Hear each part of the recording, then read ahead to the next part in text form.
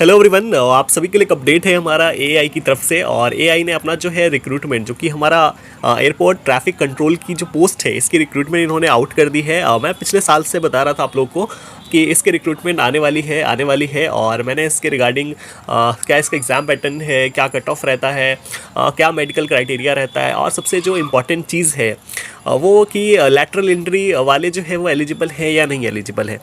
इसके बारे में मैंने चर्चा करी थी, डिस्कशन करा था इसके ऊपर, और अभी इसका रिक्रूटमेंट आउट हो चुका है। आप चीज़ें यहाँ पे देख सकते हैं। इन्होंने जो टोटल पोस्ट बताया है वो आप देख सकते हैं 309 है ना, 309 पोस्ट की रिक्रूटमेंट है। और कैटेगरी वाइज डिस्ट्रीब्यूशन आप यहाँ पे चीज़ें देख सकते हैं। जो सबसे ज़्यादा सीटें हैं वो यूआर की है, जिसमें 125 सीटें इन्होंने बताई है। ईडब्ल्यूएस का 30 बताया है, ओबीसी का 72 सीटें यानी 72 सीटें बताई है इन्होंने। एससी का 55 है और एसटी का 27 इन्होंने बताया। कुछ सीटें जो है वो पीडब्ल्यूडी कैटेगरी का है, जो कि आप यहाँ पे चीज़ें देख सकते हैं। इसमें जो इम्पॉर्टेंट क्वेरी है वो एजुकेशन क्वालिफिकेशंस को लेके है।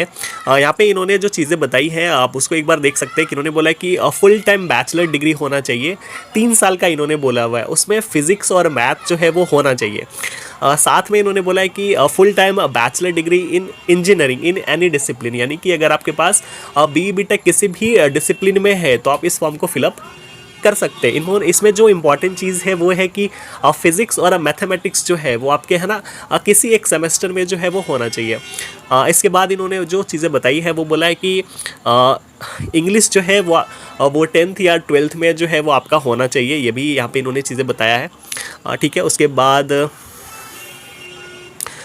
बाद यही चीज़ें इन्होंने क्वालिफिकेशन में बताया है। तो जो डाउट है लोगों को कि लैटरल एंट्री वाले एलिजिबल है कि नहीं है, तो लैटरल एंट्री वाले जो है वो 100% एलिजिबल है। जब इसकी वैकेंसी नहीं आई थी तब से मैं चीज़ें बताने की कोशिश कर रहा हूँ कि लैटरल एंट्री वाले एलिजिबल है। तो जितने भी लैटरल एंट्री वाले हैं वो सभी के सभी अगर वो इंटरेस्टेड हैं इस फॉर्म को फिलअप करने के लिए तो वो इस फॉर्म को फिलअप कर सकते हैं। एज लिमिट की बात करें तो वो यहाँ पे इन्होंने जो चीज़ें बताई हैं वो 27 साल का बताया है, यानी कि मैक्सिमम 27 ईयर इन्होंने बताया है एज ऑन, यानी कि 24 तारीख तक है ना, 24/5/2025 तक इन्होंने चीज़ें बताई है। ठीक है, उसके बाद इंपॉर्टेंट चीज़ें ये है कि इसमें जो एज रिलैक्सेशन है, जैसा कि बाकी सेंट्रल गवर्नमेंट में मिलता है, यहाँ पे भी वही क्राइटेरिया है। SC/ST को 5 साल का और OBC को 3 साल का एज रिलैक्सेशन मिलेगा। ठीक है, कब से इसका एप्लीकेशन स्टार्ट होगा तो वो चीज़ें यहाँ पे इन्होंने बताया है, जो कि 25 अप्रैल से इसका फॉर्म स्टार्ट होगा और लास्ट डेट इन्होंने बोला है कि 24 देख सकते हैं 24/5/2025 तक इन्होंने बताया। ठीक है, CBT के लिए इन्होंने बोला कि उसकी डेट जो है वो आपको बता दी जाएगी। पे स्केल देख सकते हैं, जो कि ग्रुप B की जॉब होती है और इवन लेवल का होता है। 40,000 से 1,40,000 के बीच आपकी सैलरी होने वाली है। ठीक है, इसके अलावा जो अलाउंसेस होते हैं वो आपको मिलेंगे। CTC की अगर बात करें तो आप चीज़ें देख सकते हैं 13 लाख है ना पर एनम, तो ये CTC काफ़ी सही है ना।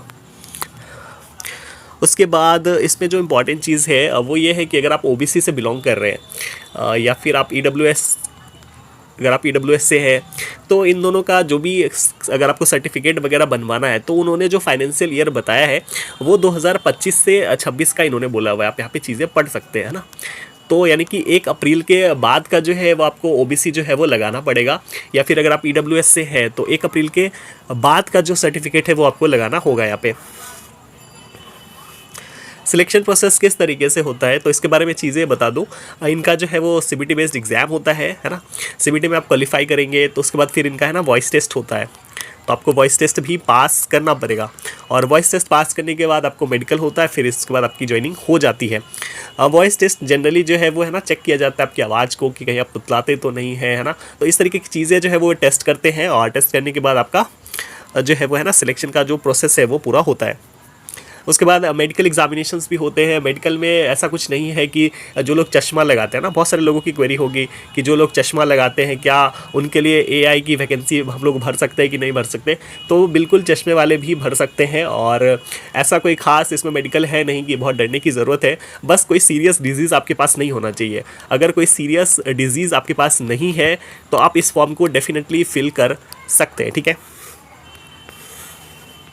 उसके बाद इन्होंने बताया कि एक्शन अगेंस्ट मिसकंडक्ट, अगर आप कोई धोखाधड़ी करते हैं तो ये सारी चीज़ें इन्होंने बोला है। आप इसको देख सकते हो एक बार कैसे अप्लाई करना है वो सारी चीज़ें यहाँ पे इन्होंने बताया कि ईमेल आईडी चाहिए, क्वालिफिकेशन क्राइटेरिया जो है वो चाहिए, ईमेल आईडी चाहिए, फ़ोटो चाहिए, सिग्नेचर चाहिए, फ़ोटो का क्या साइज़ रहने वाला है, सिग्नेचर का क्या साइज़ रहने वाला है, वो चीज़ें यहाँ पे इन्होंने देख के बताया। आप इसको देख सकते हो एक बार।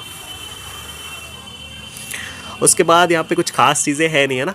तो इस तरीके से चीज़ें हैं। एआई की वैकेंसी आई है, काफ़ी अच्छी वैकेंसी है और अच्छी पीएसयूज़ है और one of the best PSUs कह सकते हैं। और सीटीसी भी आप देख सकते हैं जो कि 13 लाख का है। और आप सभी इसको अप्लाई करिए। अगर आपके पास कोई क्वेरीज़ है, चाहे पीवाईक्यू से रिलेटेड है, एग्ज़ाम से रिलेटेड कोई डाउट है या फिर कुछ भी इससे रिलेटेड डाउट है, तो आप नीचे कमेंट कर सकते हैं या टेलीग्राम पे भी पूछ सकते हैं। I will try to help you, है ना। Thank you.